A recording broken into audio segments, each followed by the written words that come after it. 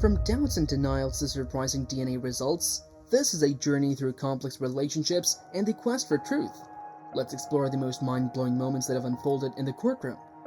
Mr. Pickett is seeking answers to a paternity question that has been troubling him. According to Mr. Pickett's claim, during a time when he and his wife were separated, she admitted to him that he might not be the biological father of their child. When I get back from the vacation, I go to different houses that she's at, and periodically I see this same dude at the different houses. So I'm like, okay, it's nothing, we're separated. In response, he has taken legal action to request a paternity test, hoping to determine whether he is indeed the biological father of his son. Both Mr. Pickett and his wife were believed to have been involved in betrayal. The situation began during a vacation when Mr. Pickett and his wife were separated. I was kicking in, laid back. I was like, for real? Are you serious? He said, okay, well, we was at the house and I used to go over for her friend, and her friend admitted that he wasn't there for her, even though they claimed that was her brother.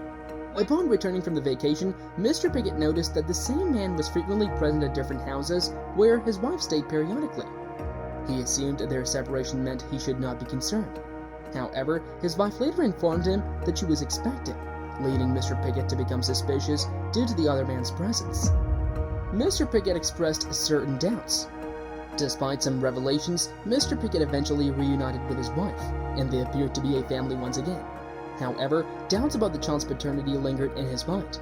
He confronted his wife about these doubts and questioned whether the child was biologically his. She denies. I ask her, she denies. What do you ask? I'm asking her, is these my kids? Is this my son?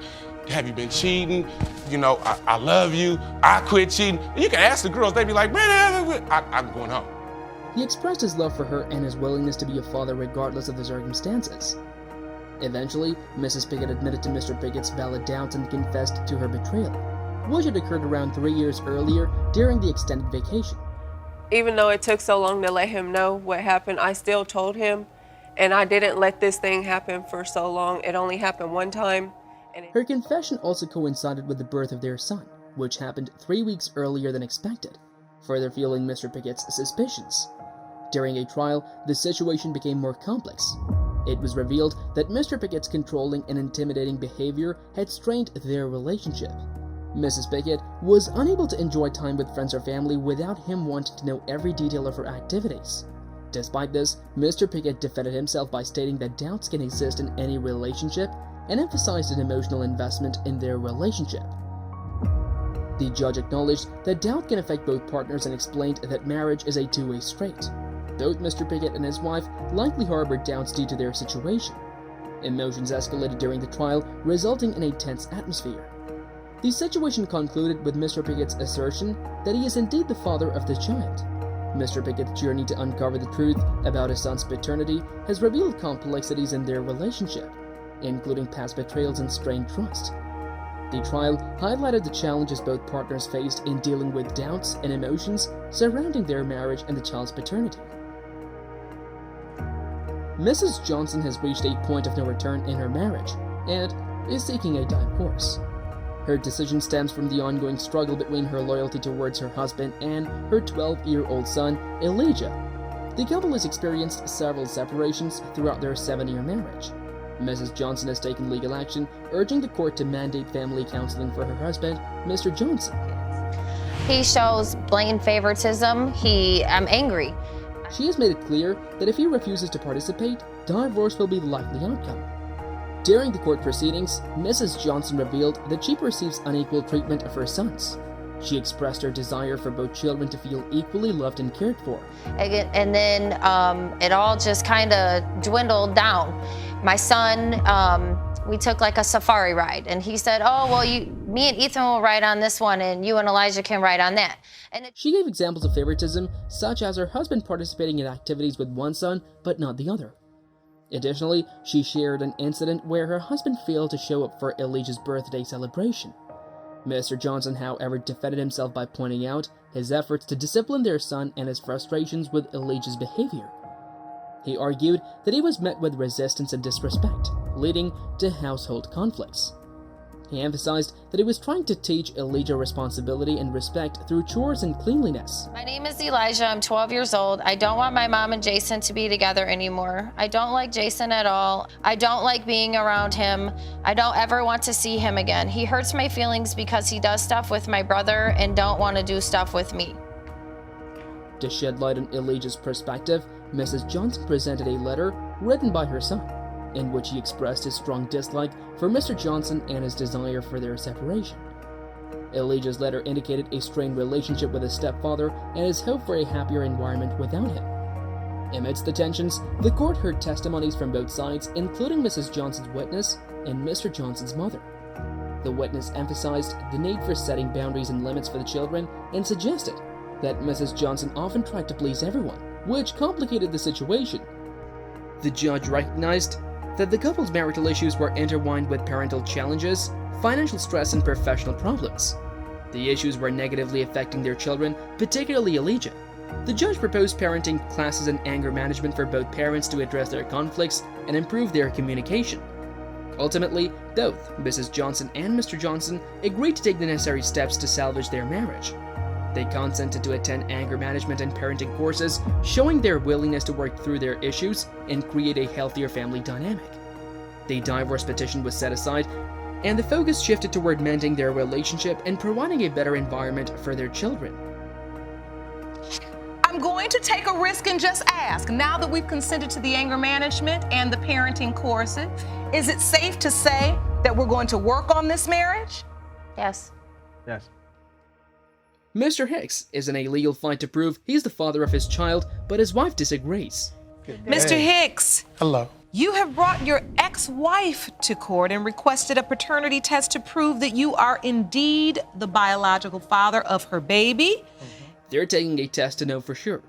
He's been there for the child since birth, even signing the birth certificate. Shocked and dismayed that your wife is now disputing that she is yours. He's really surprised and sad that his wife doesn't think he's the dad. However, he's sure that the child is his. He's sticking to his belief even though his wife disagrees. How I was deceived is that she said that the baby was mine. I believe that the baby is mine because the baby was made while we were married. And you try to say that the baby isn't ours? I don't believe that. He says the child looks like him, but the wife says the opposite, which frustrates him. You knew or you didn't know that that was not his baby? I knew the baby's not his. And I lost in contact with Daniel. She lost So I Hey, stayed I want to there. hear who proposed to who. I proposed to him, Your Honor, because he couldn't man up and do it himself. Things get worse when his wife talks about their past. Her wife revealed certain facts which even further complicated the situation.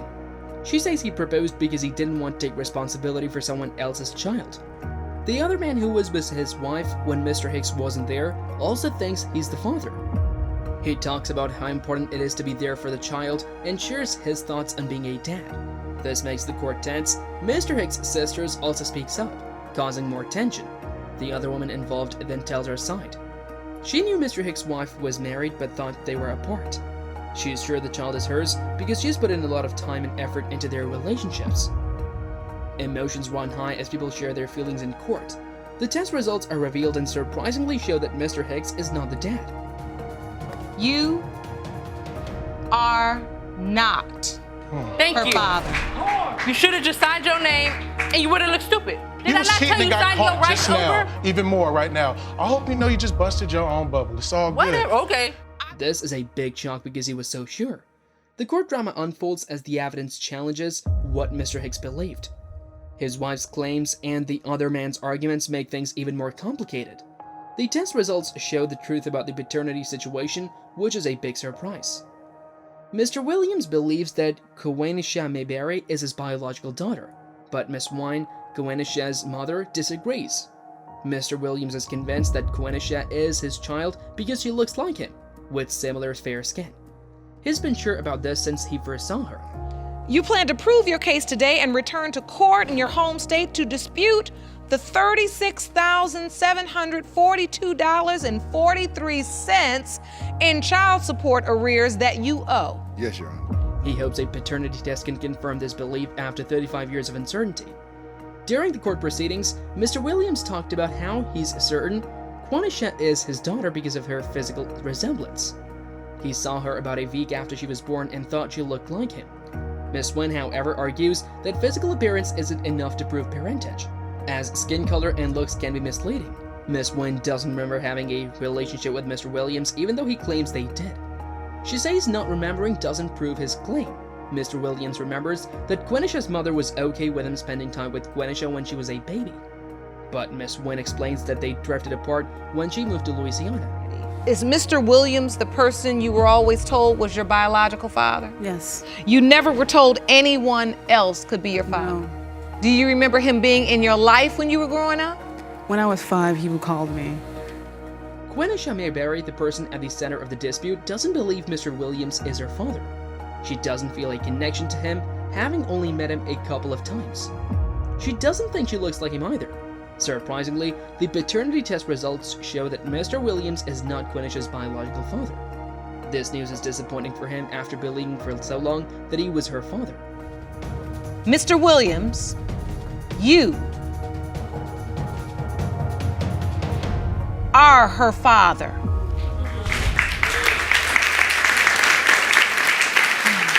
Told you.